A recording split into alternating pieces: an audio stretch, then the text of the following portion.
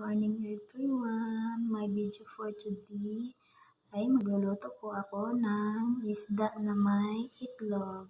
Ito po yung gagawin ko yan. Pinirito ko muna ang isda bago ko lalagyan ng itlog. Mamaya ipapakita ko sa inyo pagluto na. Nagsawa na daw sila sa sabaw, kaya ibahin ko na naman yung luto ko. Sinuna ko po yung bawang. Yan. Sinunod ko ang sibuyas.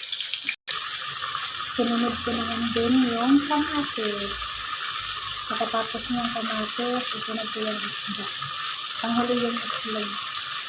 Yan po, nilagay ko na po yung dalawang isda.